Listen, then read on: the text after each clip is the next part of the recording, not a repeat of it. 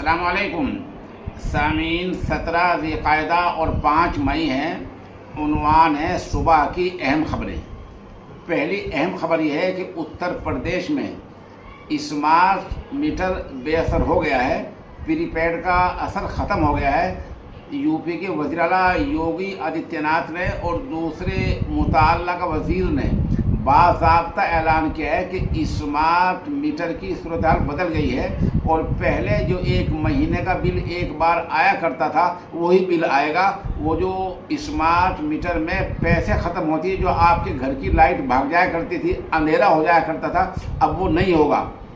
Smart meter का यानी prepaid जो मीटर घरों में लगे थे उनका बिल माहाना महीने में एक बार आएगा। वो हर दिन हर घंटे ऐसी बात नहीं है। ये योगी सरकार ने फैसला लिया है। आपको पता है कि पूरे प्रदेश में, पूरे उत्तर प्रदेश में एहतजाज हुए हैं, लोगों ने धरने दिए हैं और लोगों ने स्मार्ट मीटर को उखाड़ कर फेंक दिए हैं। इसका असर ये हुआ है कि योगी सरकार ने अपना पहला फैसला वापस ले लिया है और कहा कि अब प्रीपेड का कोई असर नहीं होगा और हर महीने बिल आया करेगा।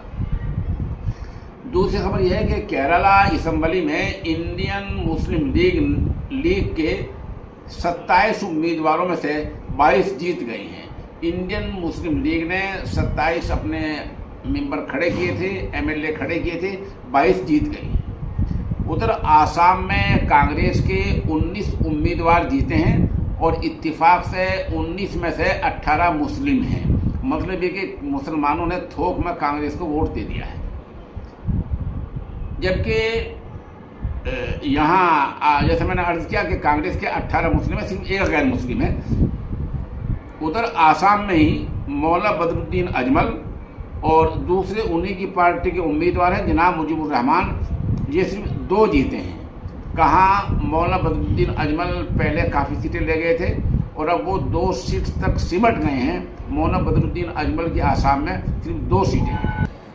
मगरबी बंगाल के हल्का मोंटेश्वर असम्बली सीट से बीजेपी के साकिब पंजा जीत गए हैं और उनके मुकाबले में तृणमूल कांग्रेस के बहुत ही अहम उम्मीदवार जनाब सिद्दीकुल्ला चौधरी इलेक्शन हार गए। जनाब सिद्दीकुल्ला का नाम आपने सुना होगा, बड़े आदमी हैं, उन्हें पूरा मुल्क जानता है। वो इस बार मुकाबले में हार गए हैं और उनके मुकाबले में बीजेपी उम्मीदवार साकिब पंजा जीत गए। ये जीत 14,798 वोटों से हुई है। मगरबी बंगाल में जो सूरत हाल हुई, टीएमसी के सिर्फ 81 एमएलए जीते हैं, भाजपा के 206 उम्मीदवार जीत गए हैं, कांग्रेस के 2 उम्मीदवार जीते हैं, मार्क्सवादी लेफ्ट पार्टी के 2 उम्मीदवार जीते हैं। उधर हुमायूं कबीर के खुद ही वो 2 जगह से जीत गए हैं, बाकी उनके सारे उम्मीदवार हार गए हैं। अलबत्ता हुमायूं कबीर का जो मिशन था तकरीबन वो पूरा हो गया है। खबरों में ये बताया गया है कि मगरबी बंगाल में पहले 45 एमएलए थे, अब वो घटकर 35 रह गए हैं। उधर रियासत तमिलनाडु में फिल्मी एक्टर विजय की पार्टी टीवीके सबसे बड़ी पार्टी बनकर उभरी है। इस पार्टी ने सबसे ज़्यादा 100 से ज़्यादा सीटें हासिल की हैं और हरीफ पार्टी डीएमके को 60 सीटें मिली हैं। इस पार्टी को सरकार बनने के आसार हैं। कांग्रेस और दूसरी पार्टी ने उसकी हिमायत कर दी। उधर रियासत केरल में कांग्रेस इत्तेहादी पार्टी यूडीएफ को 99 सीटें मिली हैं। पौंडीचेरी में भाजपा जीत गई है और आपको पता है कि आसाम में भी भाजपा जीत गई है। उधर थोड़ा सा हम बता दें मोहतरमा ममता बनर्जी के बारे में। उनका जो सियासी सफ़र है सही मानों में कांग्रेस से अलग होकर 29 साल पहले 1997 में मोहतरमा ममता बनर्जी ने कांग्रेस से अलहदगी इख्तियार की और मुकुल राय के साथ मिलकर तृणमूल कांग्रेस बनाई।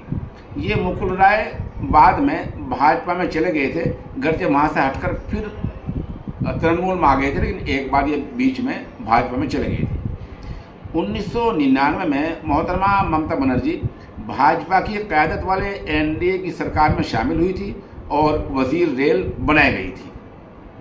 2019 में मोहतरमा ममता बनर्जी ने एनआरसी और सीए के ख़िलाफ़ कई आंदोलन किए थे, बड़े मुजाहरे किए थे, मगर जब सीए के हवाले से पार्लियामेंट में वोटिंग हुई तो ऐन वक्त पर ममता की पार्टी के 8 एमपी गैर हाजिर हो गए थे।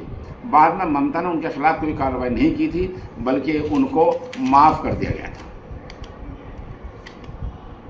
तो मैं ये अर्ज़ कर रहा हूँ कि इस तरह जो दूसरी पार्टी है जनाब असदुद्दीन ओवैसी साहब की, ओवैसी साहब को मेरी मालूमात के मुताबिक बंगाल में कोई सीट नहीं मिली है और आसाम में उन्होंने अपने उम्मीदवार खड़े नहीं किए थे।